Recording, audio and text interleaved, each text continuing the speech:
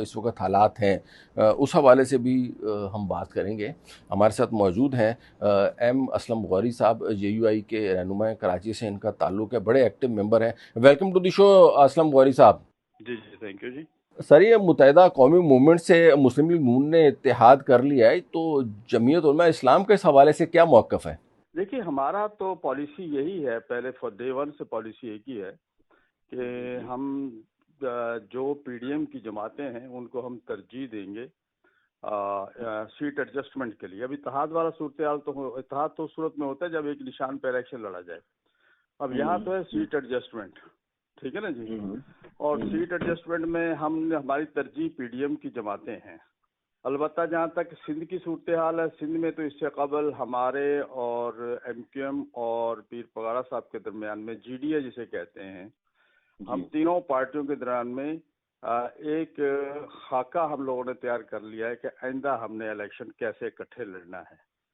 تو بہرحال نون لیگ بھی اس کے اندر اگر انٹر ہو گئی ہے تو دیر آمد درست آمد، بہرحال وہ آگے ہیں تو ہم انہیں ویلکم کرتے ہیں۔ پی ڈی ایم میں بظاہر جو ہے وہ صرف اس وقت جو متحرک جماعت نظر آ رہی ہے وہ نون لیگ ہی نظر آ رہی ہے، اور آپ دیکھیں ایم کیو ایم جو ہے وہ خود ان کے پاس چل کے گئے ہیں اور جا کے انہوں نے یقین دہانی کرائی ہے کہ ہم آپ کے ساتھ ہیں۔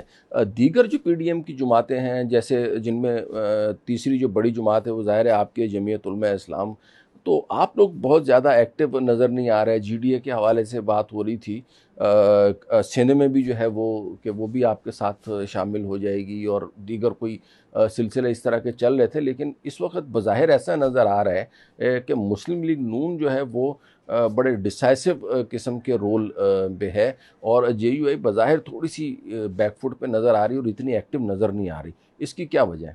دیکھیں، اتحاد جب ہوتے ہیں پھر وہ رجسٹرڈ ہوتے ہیں، الیکشن کمیشن کے نشان الاٹ ہوتا ہے۔ میں سمجھتا ہوں یہ ایک بڑا پروسیس ہے، اور اس پروسیس کی طرف تو شاید ہم نہ جا سکیں، نہ ہمارے پاس وقت ہے۔ البتہ یہ جو میں نے عرض کیا کہ ہم پہلے یہ تین پارٹیاں سندھ میں معاملات آپس میں طے کر چکے ہیں۔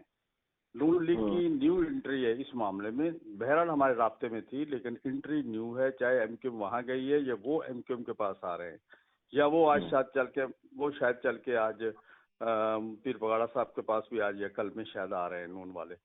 اسی طرح مولانا فضل الرحمان صاحب کے پاس تو یہ معاملات بڑے پرانے عرصے سے چل رہے تھے، اور ہمارے ان کے درمیان میں نون کے درمیان میں ایک انڈرسٹینڈنگ موجود ہے، پہلے سے موجود ہے، ان سارے معاملات سے پہلے سے موجود ہے۔